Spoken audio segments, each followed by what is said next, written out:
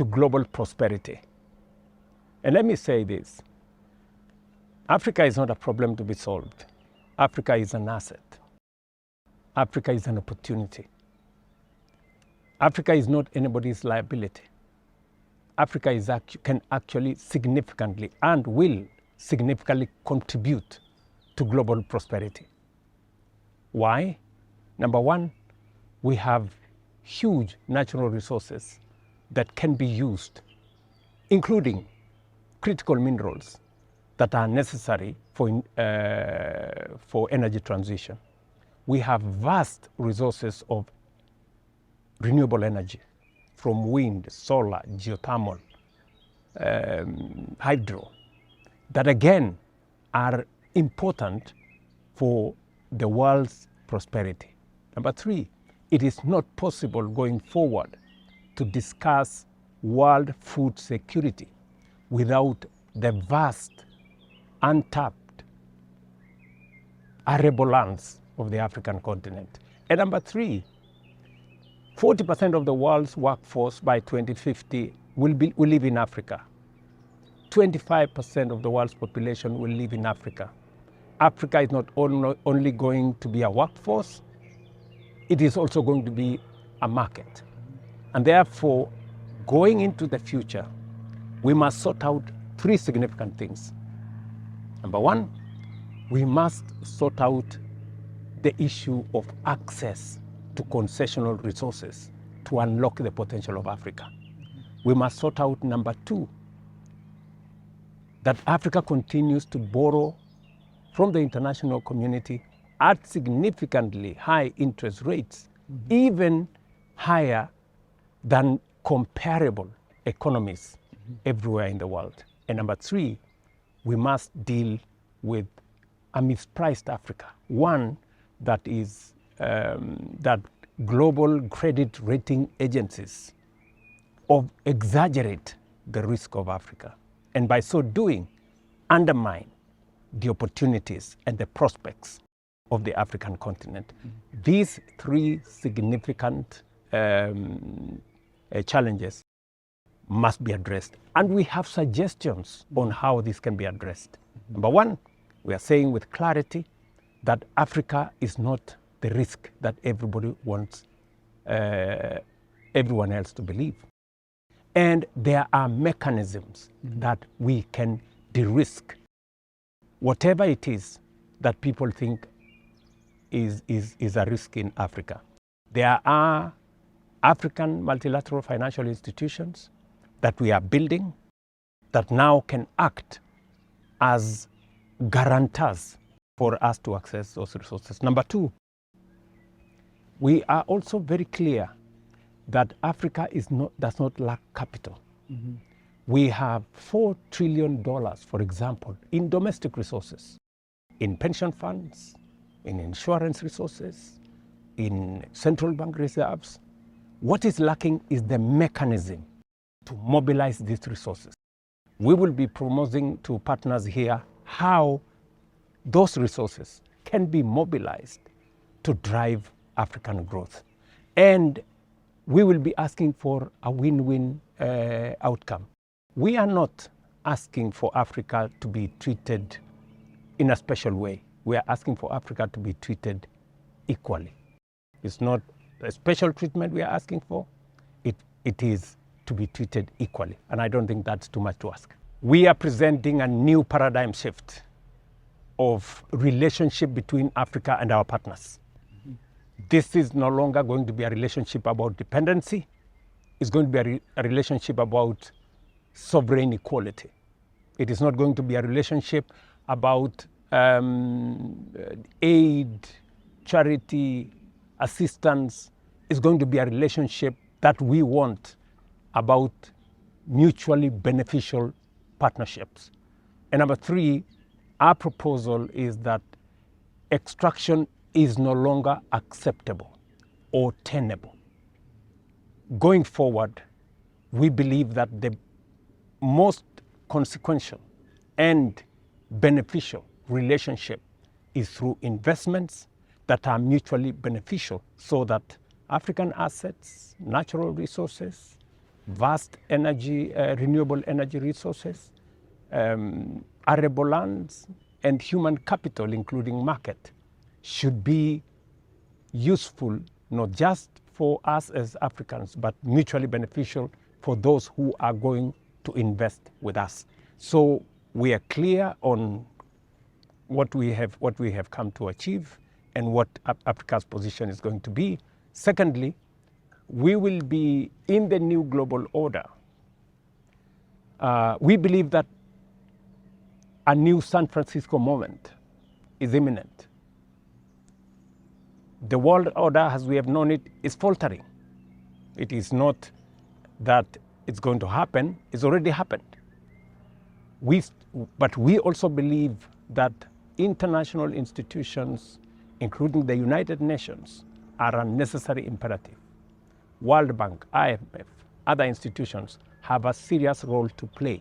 But we need a new relationship. We need a new engagement. Mm-hmm. Africa was not present when these institutions were reconfigured. Mm-hmm. Then, this time round, Africa must be at the center of it. Mm-hmm. We cannot continue to have an international governance order, for example, that is not democratic, that is not representative, and that is not accountable.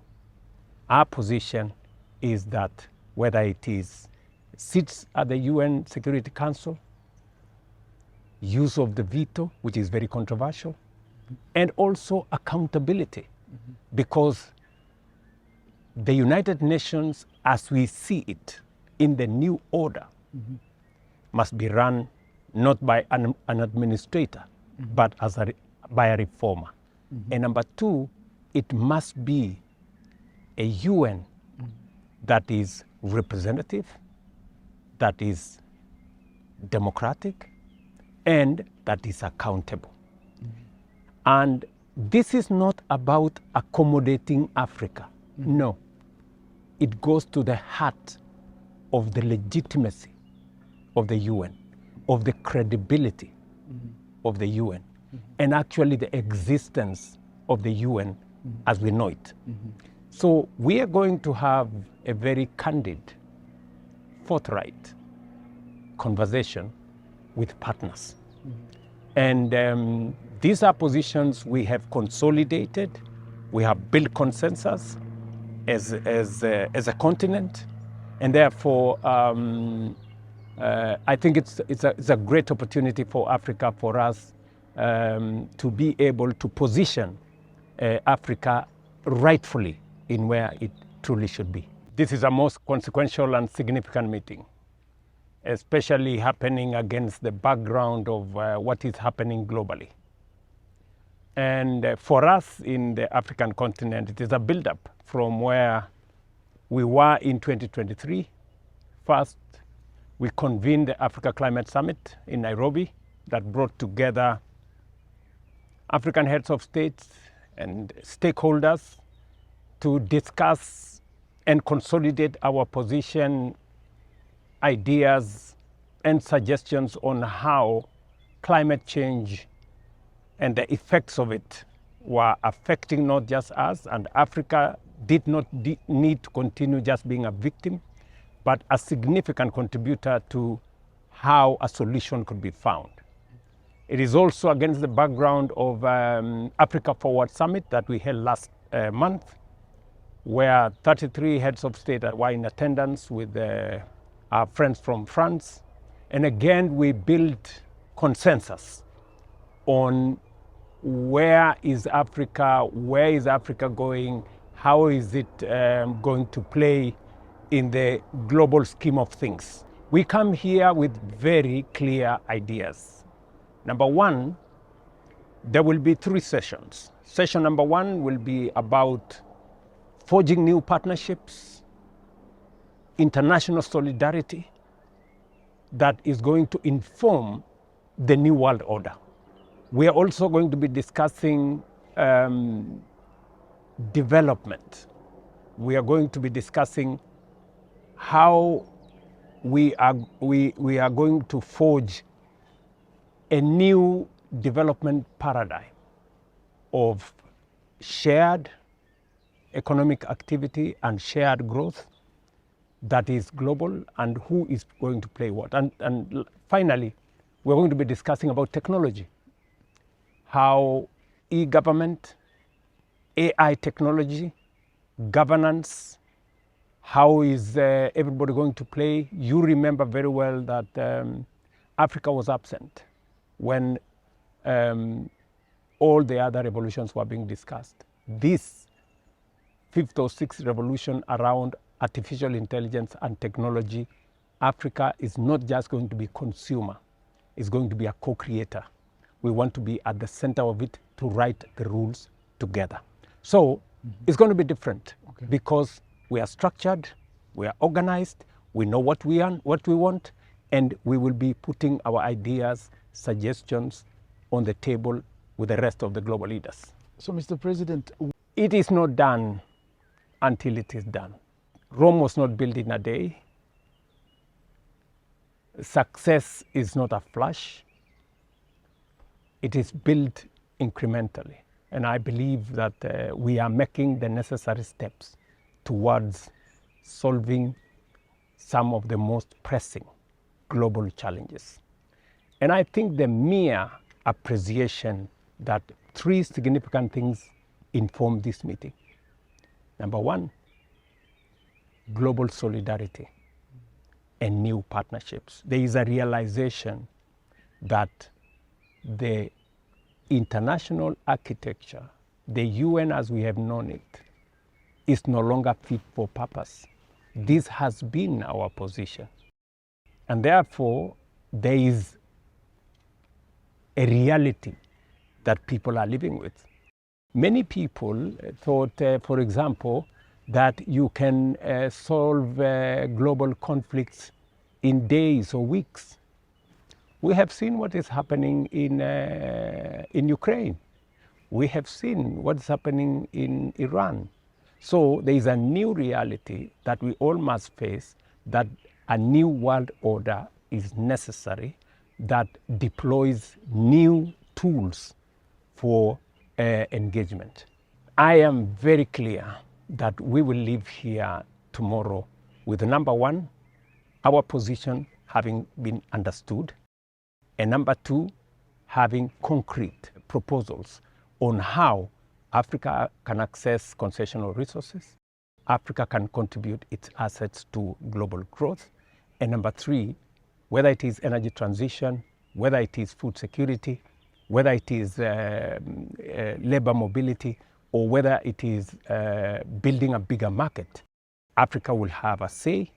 And finally, that we will agree on how technology, this time around, artificial intelligence, Africa is not going to be merely a consumer, that Africa is going to write the rules and is going to be co-creators on how artificial intelligence drives the next industrial and global revolution.